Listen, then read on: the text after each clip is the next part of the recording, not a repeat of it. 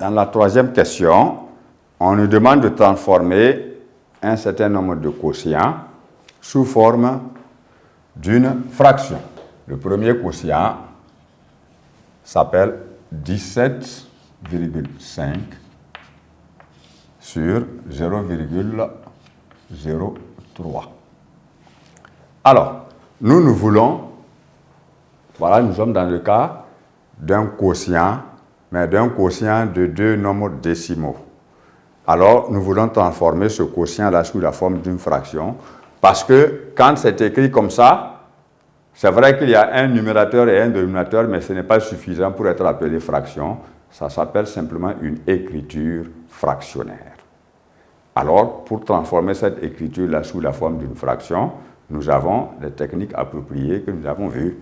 Alors, il s'agit de pouvoir supprimer la virgule aussi bien au numérateur qu'au dénominateur. Mais alors, on tient toujours compte de la multiplication par 10, par 100 ou par 1000 du nombre décimal contenant le plus grand nombre de chiffres après la virgule.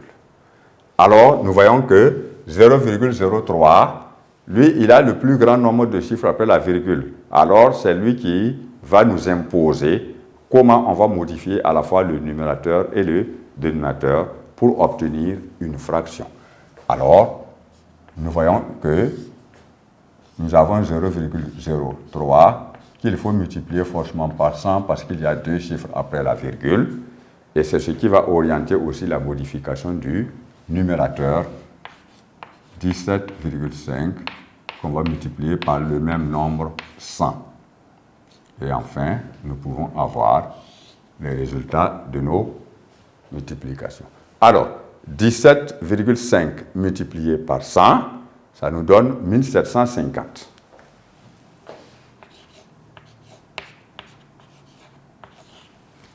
Et 0,03 multiplié par 100 nous donne simplement 3.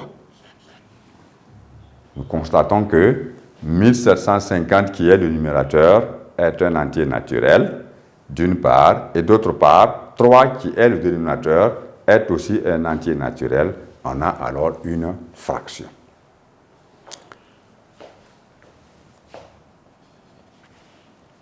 « 9,001 sur 5. » Alors, ici, nous voyons bien que entre les deux membres de notre quotient, il y a un seul qui est un nombre décimal pur. Alors, sa modification nous est imposée par le nombre de chiffres qu'il a après la virgule. Alors, s'il en a 3, ça veut dire qu'il faut le multiplier par 1000. Et si nous l'avons multiplié par 1000, alors, au numérateur, on effectue la même opération de multiplication par 1000. Multiplié toujours par un même nombre. Nous voyons ici que 9,001 multiplié par 1000 nous donne 9001. Et 5 multiplié par 1000 nous donne 5000. Voici comment nous avons pu transformer ce quotient-là sous la forme d'une fraction où les membres de cette fraction-là sont tous les deux des entiers naturels. Nous avons maintenant, enfin, 157 sur 2,0005. Alors, à l'inverse donc de l'avant-dernière opération, cette fois-ci, nous avons un quotient où c'est le dénominateur maintenant qui est un nombre décimal pur parce que le numérateur est un entier naturel. Alors, c'est la transformation de ce dénominateur-là qui va imposer la transformation de son numérateur. Alors, nous allons voir que pour supprimer la virgule, il faut multiplier ce nombre par... Ici, il a 4 chiffres après la virgule. Alors, nous allons le multiplier par 10 000. Et nécessairement, on va multiplier le numérateur par le même nombre, 10 000.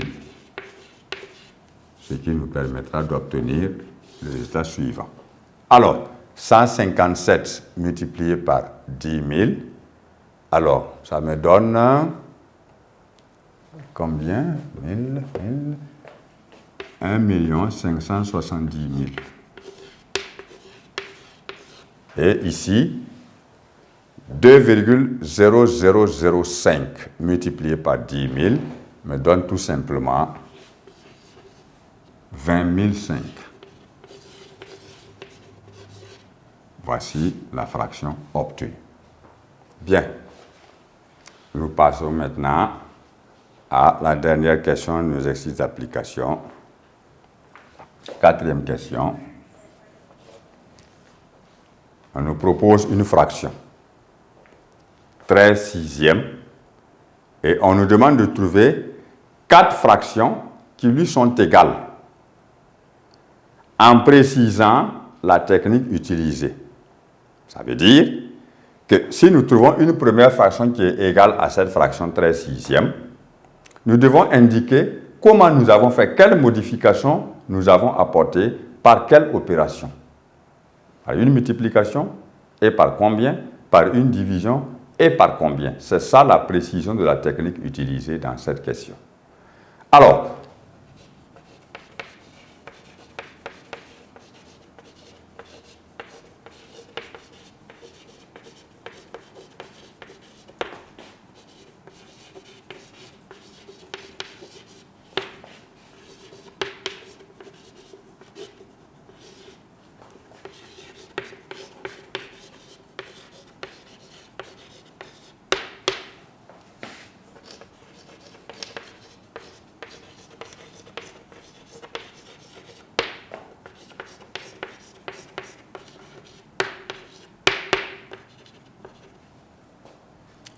on a dit 4 fractions, tout le monde n'est pas tenu d'avoir les mêmes résultats.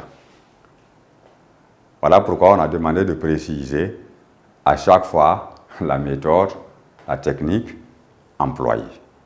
Alors, lorsque vous avez 13 sixièmes,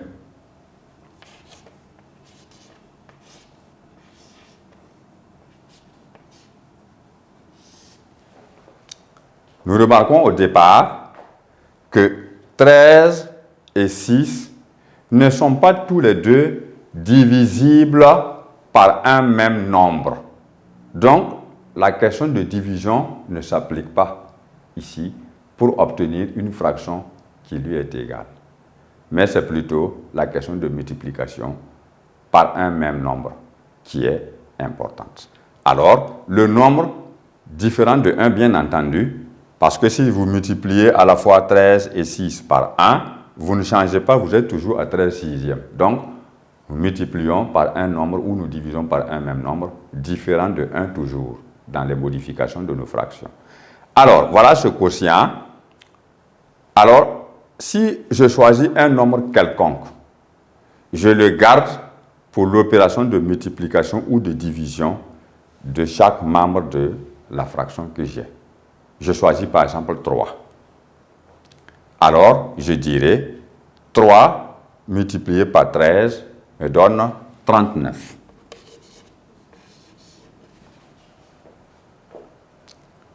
Et 6, je vais le multiplier aussi à son tour par le même nombre 3 et j'obtiens 18. Ici, on a multiplié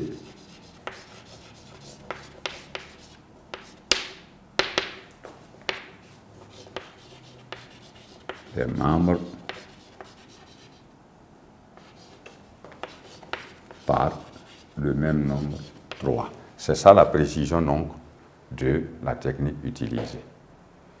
Et vous voyez bien que à partir de 39 sur 18, si vous revenez par exemple sur une simplification, vous allez retourner sur la fraction initiale. Or, vous avez toujours une première fraction qui est égale à la fraction initiale. Et il en reste 3 autres. Donc, cela veut dire que dans ce cas-là, par exemple, dès que la simplification, c'est-à-dire donc la division, des membres d'une fraction par un même nombre est impossible, il n'y a simplement que la multiplication de ces deux membres de la fraction-là par un même nombre. Donc, on a choisi 3, on peut choisir un autre nombre. Et nous pouvons dire, par exemple, ici, qu'on peut avoir 13 sixièmes égale à un autre nombre. En faisant la multiplication des deux membres-là par un nombre différent de 3, celui qui veut, il prend 5. C'est son choix. Alors, 13 fois 5, ça fait bien 65. Et 6 fois 5, ça fait 30. Ici, on a multiplié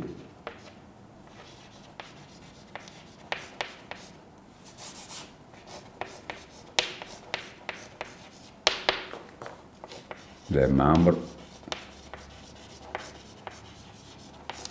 par 5.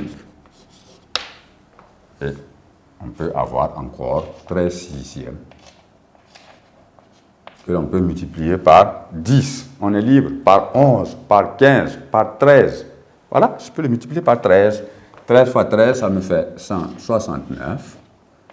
Et 6 fois 13, ça me fait 78. Alors ici, on a multiplié